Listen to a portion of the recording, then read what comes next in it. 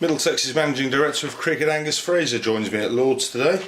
Angus, another addition to the squad today with the announcement that James Franklin's just joined us. You must be pretty pleased with how the squad's coming together for the coming season.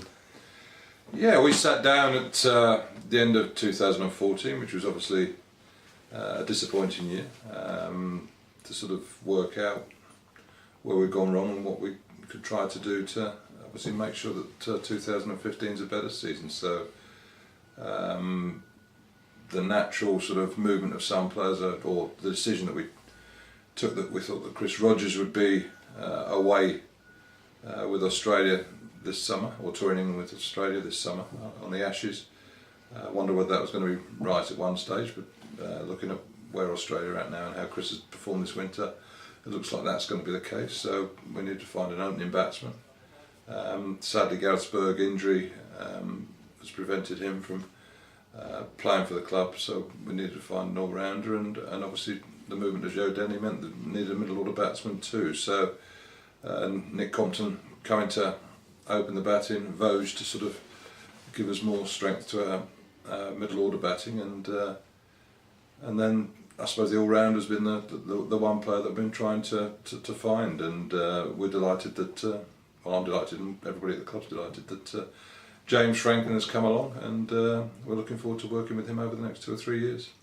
Well, James is hugely experienced. He comes to us with a lot of experience in English conditions as well. Was that an important factor in your decision to get him on board?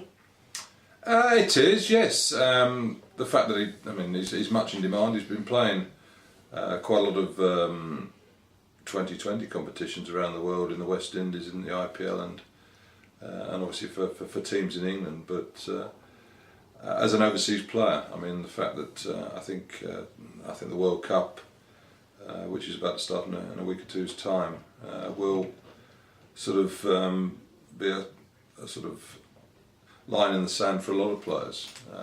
It's especially those sort of with white ball, where the white ball has been the prominent part of their game for a while. And I think we'll see a number of players that sort of announce their retirement from international cricket, or accept that their days as an international player are over.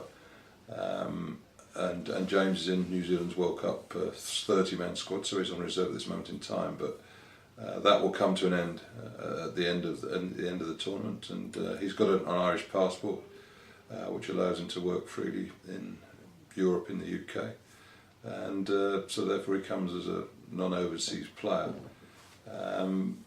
But he's had a lot of experience in England, and he's still performing well in all forms of the game in New Zealand too. His record in the last couple of years in first-class cricket has been outstanding. I think he's averaging sort of over 60 with the bat, and in List A cricket he's averaging over 40 with the bat. So he's going to come and offer us something, in not just in 2020 cricket or white ball cricket, which is where he's been used predominantly in the last year or two, but in all forms of the game.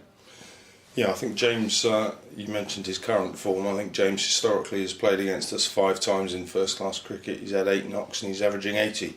Must be quite nice to get him on our side and try and get some runs against the oppo. Well, you've done your research on that one's better than me. I didn't look that closely. Now, off the field, James is, I hear, a fantastic bloke as well. How is it important to you and the makeup of the squad that you get the right characters involved that add to what we've already got in the dressing room? It's vital. I mean, I say, obviously, sort of people's views on the makeup of a side vary. There are some sort of think, well, you just want your best cricketers out there, and that's all that's important.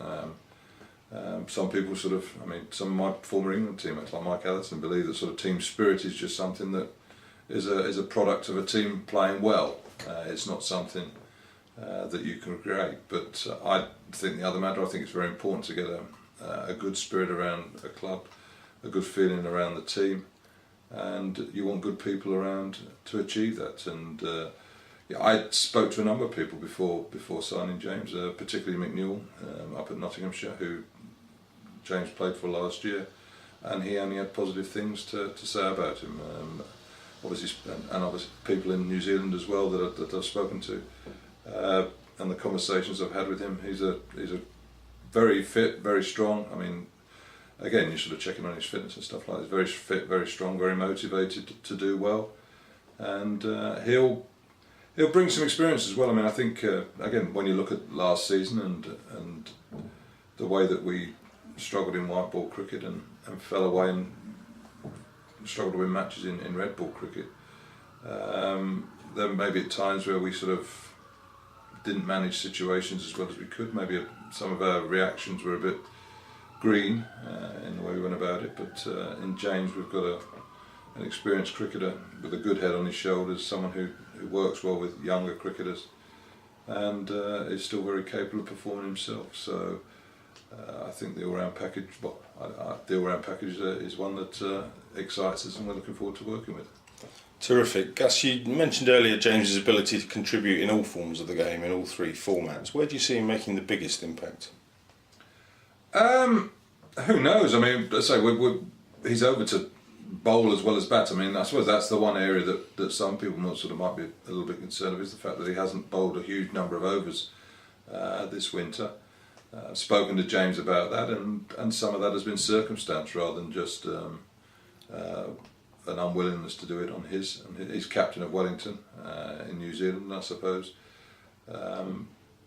I was captain of Middlesex, and I probably over-bowled myself. You tend to go from one extreme to the other. He hasn't bowled a lot recently because he's had a side injury, but that's healing up, and he's got a lot of first-class cricket to play now before he comes over to him. I think Wellington got 6 or 7 first-class games over the next couple of months, so there's quite a bit of cricket to be played. But I mean, his batting has come to the fore. I mean, he scores lots of runs. Has been sort of in the top 6, anywhere between 4 and 6. So we're hoping that he's going to perform all round. But his bowling duties, we're looking. Obviously, the Gareth Berg role is the one that we're looking to fill. And there were days when Gareth sort of bowled quite a number of overs, and there are other days where he didn't bowl a lot of overs. And I think the fact that he's a left-arm seamer as well brings a bit of variety to our attack. And so having a full seamer that may be a combination of James Franklin and Neil Dexter is something that will support the other 3 seamers and the spinners that we play too. Okay, Gus, and one final one, without wishing to ask you to unveil your deepest, darkest secrets. Should Middlesex fans be expecting to see any more signings come into the squad this season? You better have a word with Vinnie Codrington and Richard Goatley and those above me about that. We'll see. The discussions. I mean, I say the one thing that happens is it's a constantly sort of moving situation. Owen Morgan going to the IPL and things like that. There are sort of little shifts, but we'll see. We'll have a couple of meetings and see where that goes. Can't promise anything there. I suspect that's as much as I'm going to get out of you, Gus. So, Angus, thanks for your time this morning, and all the very best of luck for the season ahead. Cheers, thank you.